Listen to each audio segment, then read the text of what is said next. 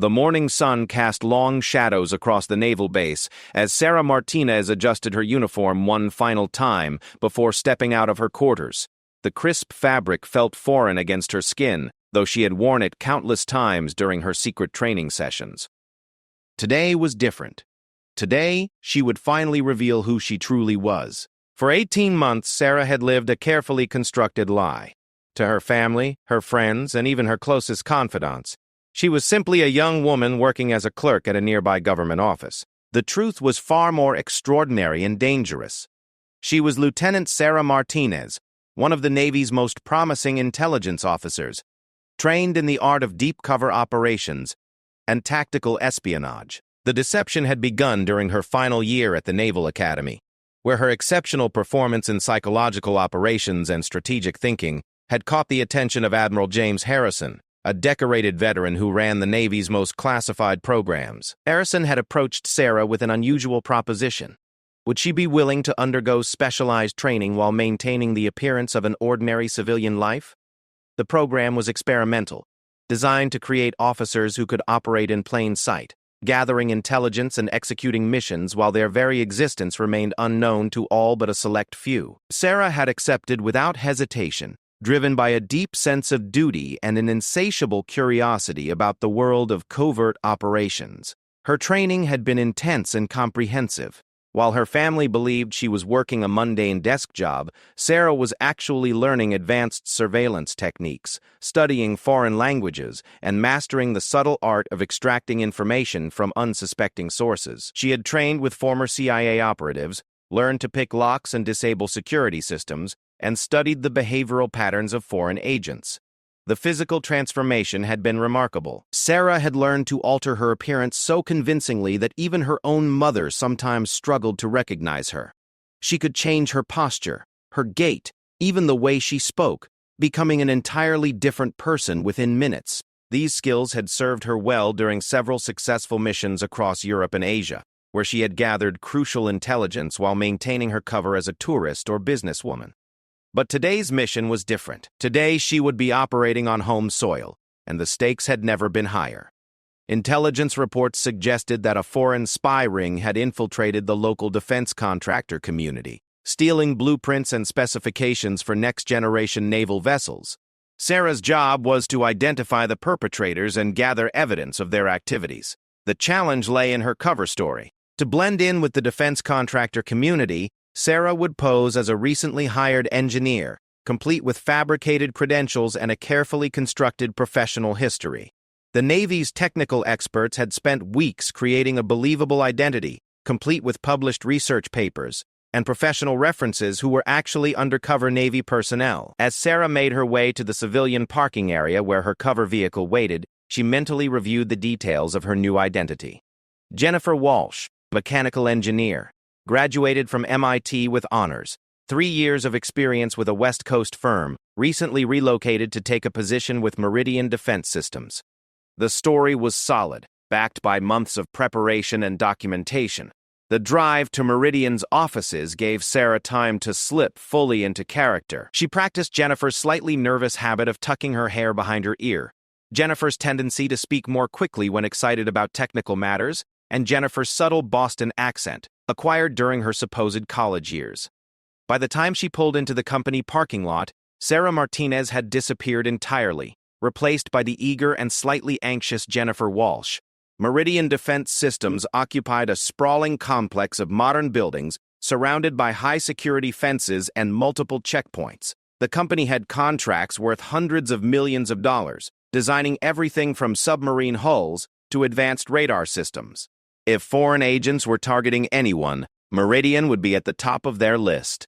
Jennifer's first day proceeded exactly as planned. She was welcomed by her supervisor, Dr. Robert Chen, a brilliant engineer who seemed genuinely pleased to have additional help on his team's current project, designing a revolutionary new propulsion system for next-generation destroyers. The work was fascinating and highly classified, exactly the type of information that foreign agents would kill to obtain. Over the following weeks, Jennifer established herself as a valuable team member, while carefully observing her colleagues and their behavior patterns. She noted who stayed late, who had access to which files, and who seemed to have more money than their salary should allow. Most importantly, she began to identify the subtle signs that someone was operating under false pretenses. The breakthrough came during her third week at Meridian. While working late in the engineering lab, Jennifer noticed that Dr. Chen was making copies of highly classified blueprints, documents that were supposed to remain in the secure vault at all times. Even more suspicious, he was photographing the documents with a small professional-grade camera rather than using the company's standard copying equipment. Jennifer's training kicked in immediately. She began documenting Chen's activities, noting the times, the specific documents he accessed, and the methods he used to copy them. She also started investigating Chen's background more thoroughly, using techniques she had learned during her covert training to access databases and records that ordinary employees couldn't reach. What she discovered was alarming. Robert Chen's credentials were impressive but false. The prestigious university that supposedly granted his doctorate had no record of him, and the companies listed on his resume either didn't exist or had never employed anyone by that name.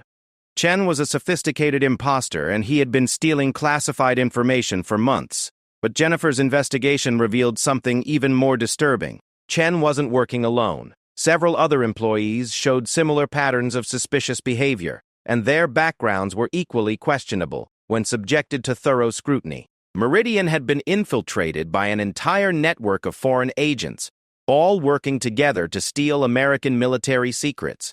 The realization that she had uncovered a major espionage operation filled Jennifer with both excitement and dread. This was exactly the type of mission she had trained for, but the scope of the conspiracy was far greater than anyone had anticipated. She needed to gather more evidence before alerting her handlers, but she also knew that her investigation was putting her in increasing danger. As Jennifer delved deeper into the spy ring's activities, she began to notice that her own behavior was attracting attention. Chen had started asking pointed questions about her background, and she had caught other suspicious employees watching her with unusual interest. Her cover identity was solid, but these were professional intelligence operatives who might spot inconsistencies that would fool ordinary people.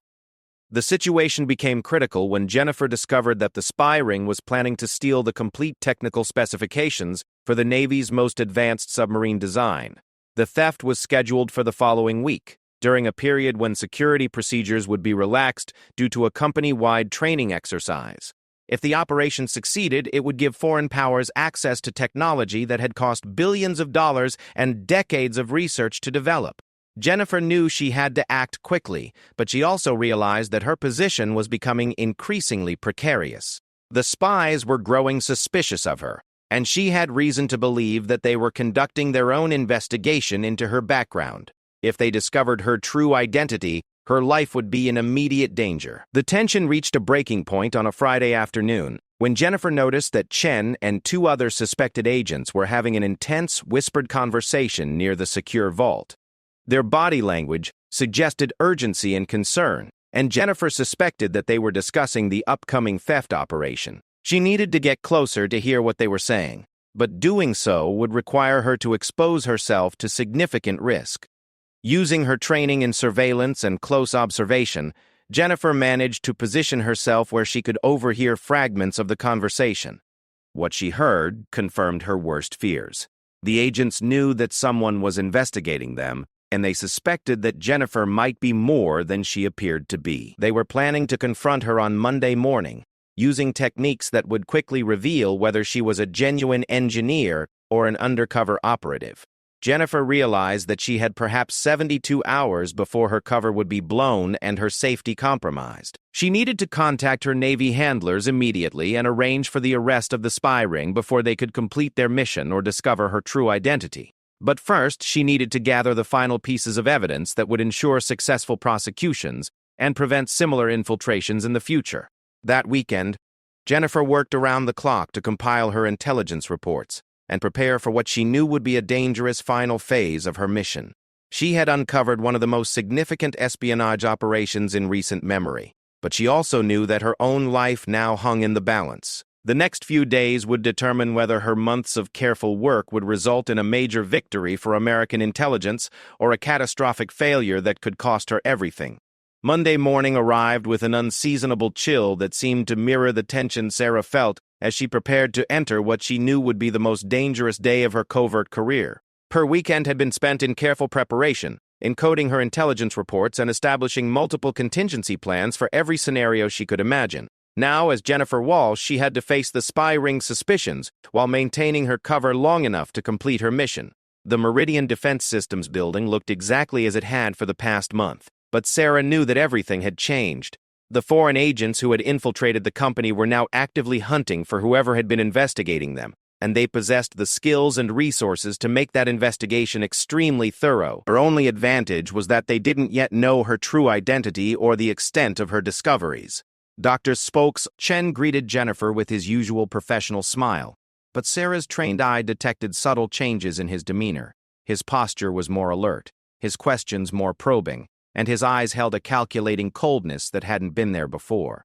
During their morning briefing about the propulsion system project, Chen asked several seemingly innocent questions about Jennifer's background that were clearly designed to test the consistency of her cover story. Jennifer answered confidently, drawing on the extensive preparation that had gone into creating her false identity. She referenced specific professors from MIT, described in detail the West Coast projects she had supposedly worked on, and even shared fabricated anecdotes about her college years that she had memorized and rehearsed until they felt like genuine memories. Her performance was flawless, but she could sense that Chen remained suspicious. The morning progressed with increasing tension as other members of the suspected spy ring found reasons to interact with Jennifer, each asking their own subtle questions and observing her reactions carefully. Sarah recognized the coordinated nature of their approach, the hallmarks of professional intelligence operatives conducting a systematic investigation. They were closing in, and she estimated that she had perhaps 6 hours before they would have enough information to conclusively determine that she was not who she claimed to be. During her lunch break, Jennifer managed to send a coded message to her Navy handlers using a secure communication protocol she had established weeks earlier. The message was brief but urgent. The spy ring was planning their major theft operation for that very evening, taking advantage of a scheduled security system upgrade that would create a brief window of vulnerability. More importantly, they were actively investigating her cover identity and would likely expose her by the end of the day.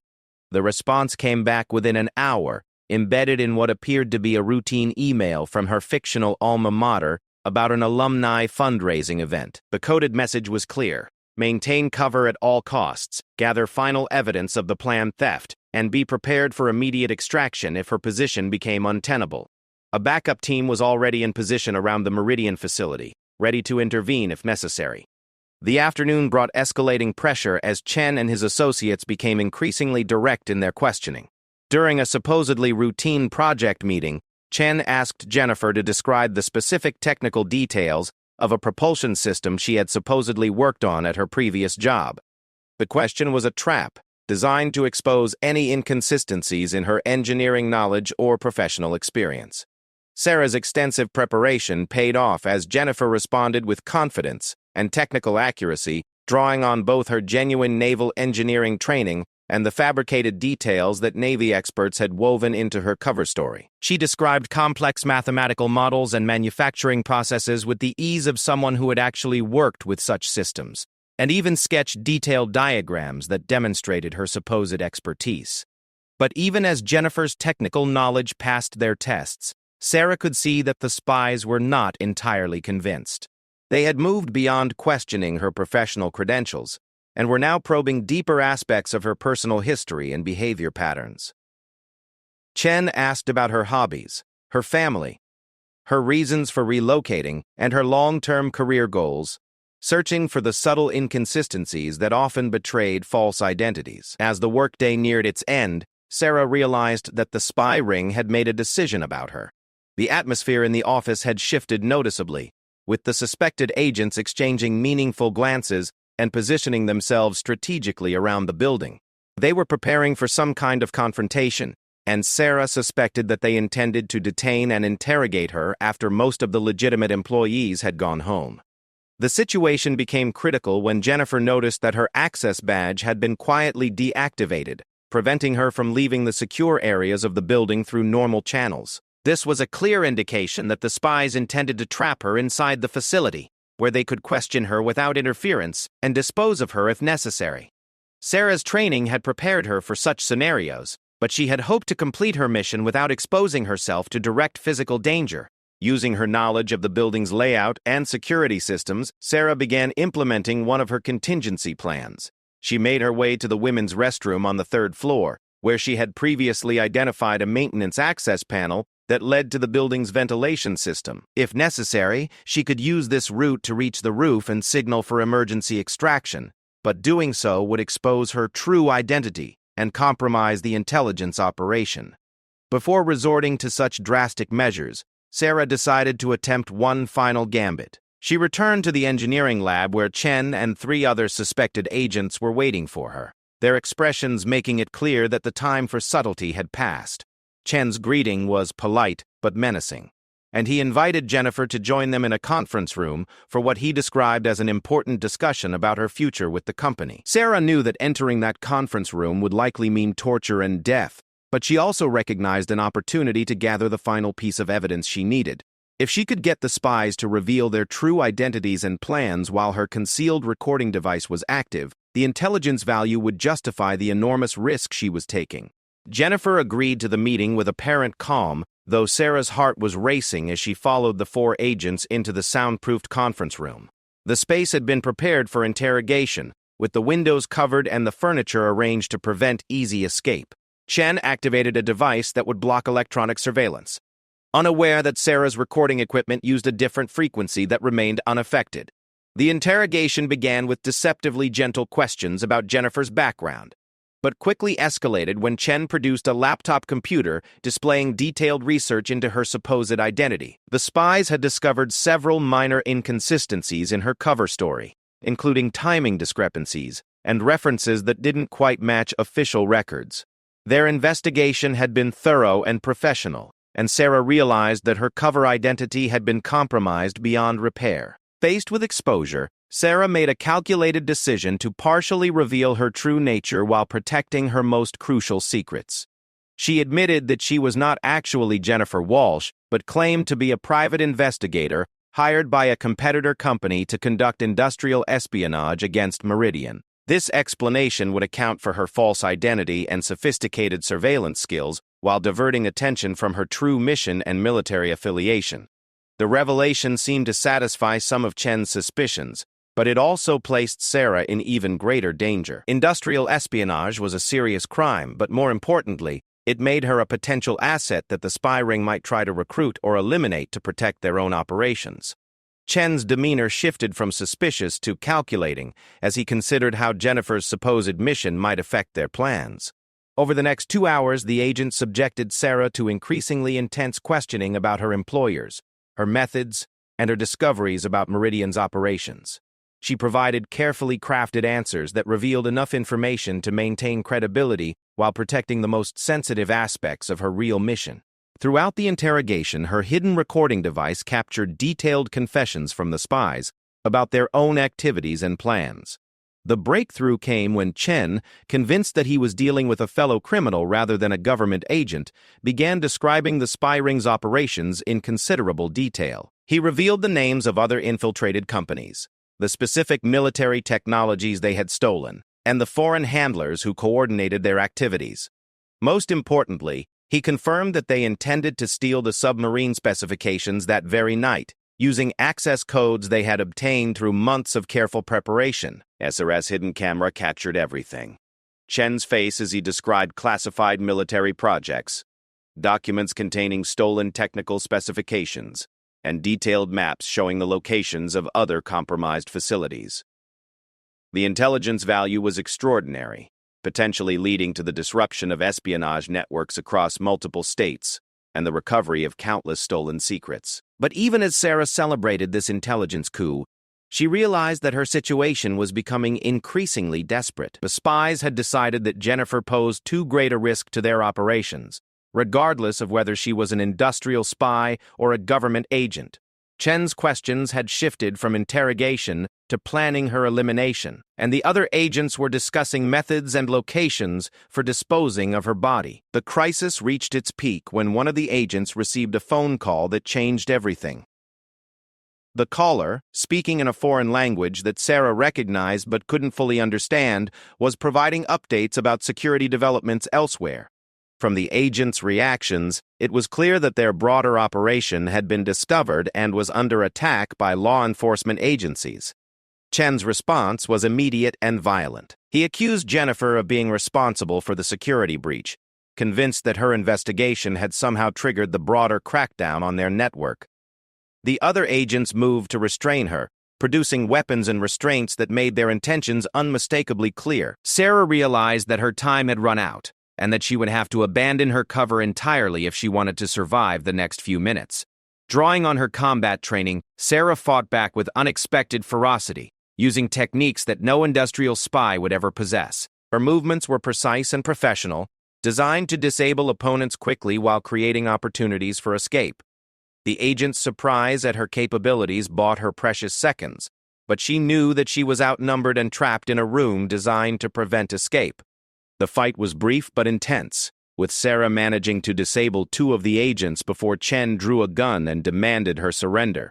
She found herself cornered near the conference room's single window 3 stories above the parking lot, with no apparent options for escape or assistance. Chen's expression made it clear that he intended to kill her immediately, regardless of any information she might provide about her investigation or employers. In that desperate moment, Sarah made a decision that would change everything. She reached into her jacket and withdrew a small leather folder that she had carried throughout her undercover mission but had never expected to use. Inside the folder was her genuine naval identification, complete with her real name, rank, and the signature of Admiral Harrison himself. She held it out toward Chen with steady hands, her voice calm despite the mortal danger she faced. The effect was immediate and dramatic. Chen's expression shifted from murderous certainty to confusion and growing alarm as he examined the identification documents. The other conscious agent moved closer to look, his own face showing similar shock as he realized they had not captured an industrial spy or even a conventional law enforcement officer, but a highly trained naval intelligence operative whose very existence suggested government capabilities far beyond what they had imagined. The silence in the conference room stretched for what seemed like an eternity as Chen stared at the naval identification documents in his hands.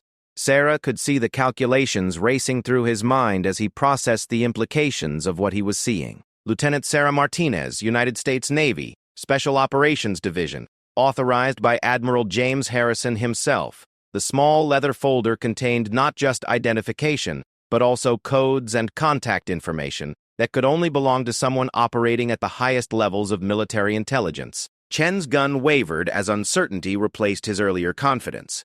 The other conscious agent stepped closer, examining the documents with growing alarm. These were not the credentials of an industrial spy or even a typical federal agent, but something far more sophisticated and dangerous. The special ink used in the printing, the unique serial numbers, and the specific formatting were all hallmarks of the most classified military identification systems. Sarah maintained her calm demeanor even as her heart pounded with the knowledge that her life hung in the balance. Revealing her true identity was an enormous risk that could compromise not only her current mission but also the entire covert program that Admiral Harrison had spent years developing. However, she had calculated that the shock value might buy her the time she needed for her backup team to arrive, and the intelligence she had already gathered was too valuable to lose. The moment of hesitation proved crucial as the sound of approaching sirens began to echo from outside the building. Chen's head snapped toward the window, his face showing the dawning realization that his entire operation was unraveling.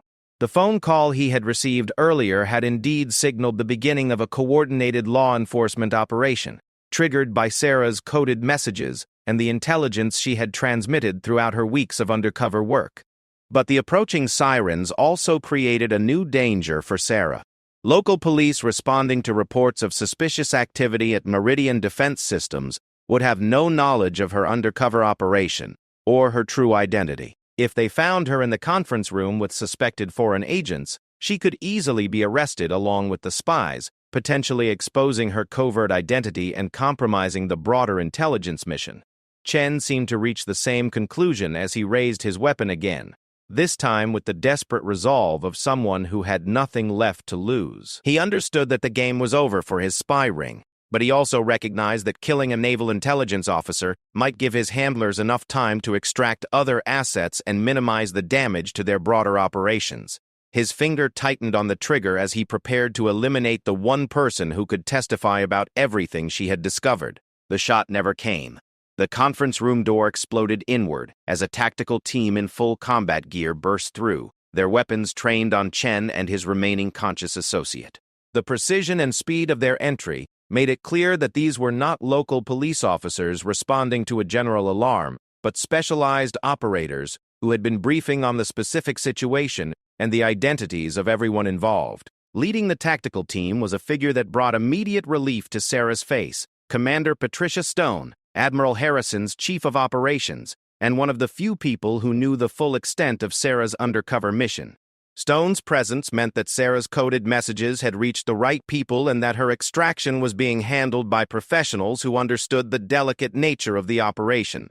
Chen and his associate were disarmed and restrained within seconds, their protests and demands for lawyers falling on deaf ears as the tactical team secured the conference room. Sarah noticed that Stone's people were using techniques and equipment that went far beyond standard law enforcement procedures, confirming that this was a military intelligence operation rather than a conventional criminal investigation.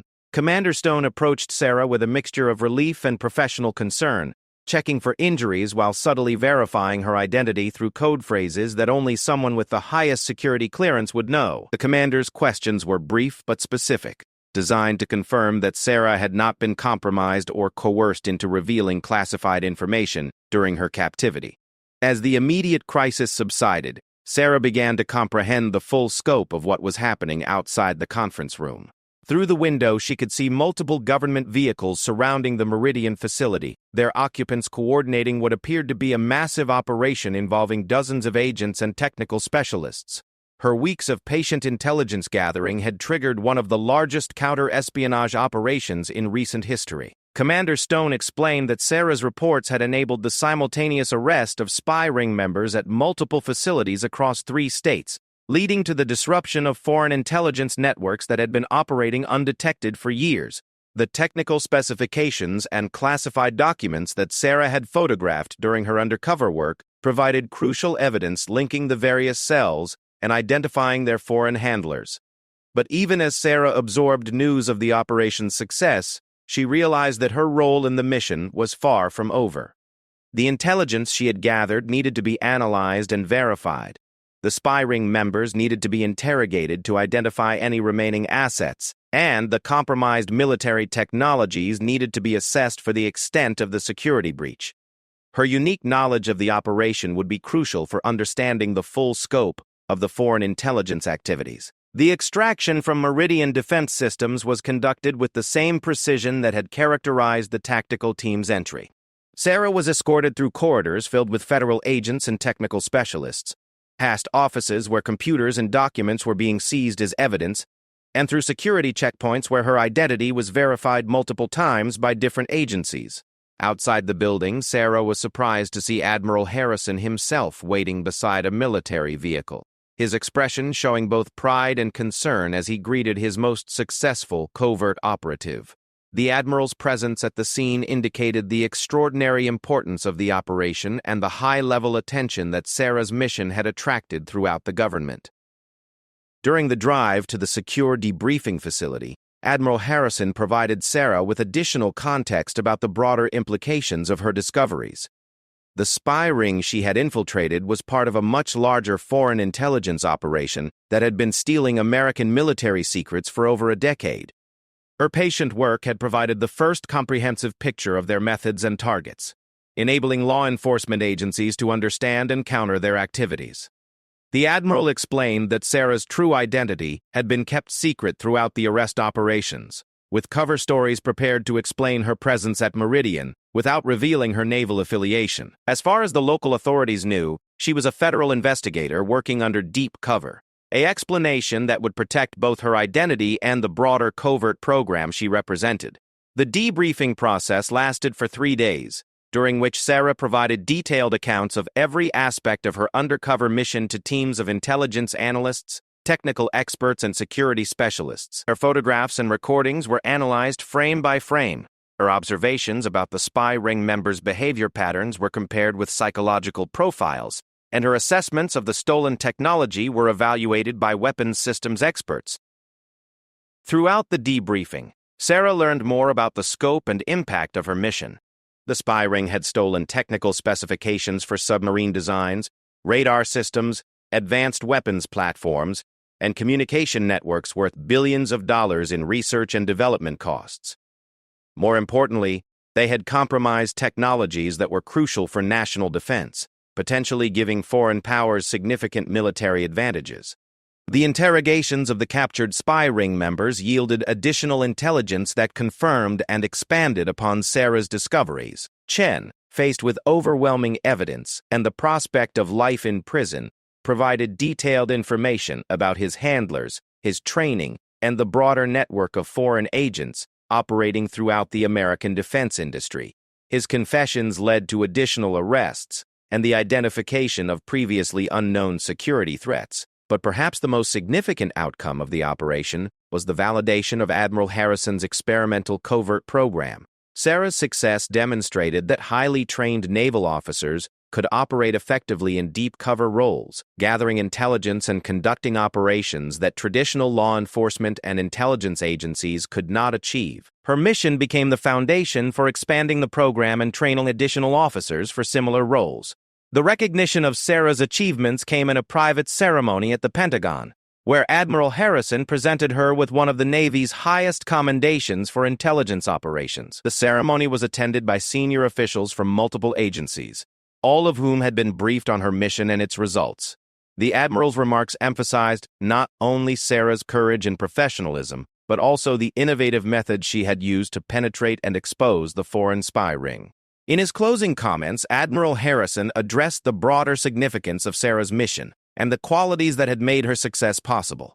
He spoke about the unique challenges of modern intelligence operations, where traditional methods were often inadequate for dealing with sophisticated foreign threats embedded within American society and industry. Sarah's ability to assume a completely false identity while maintaining her naval training and values had proven that the right person, with the right preparation, could achieve extraordinary results.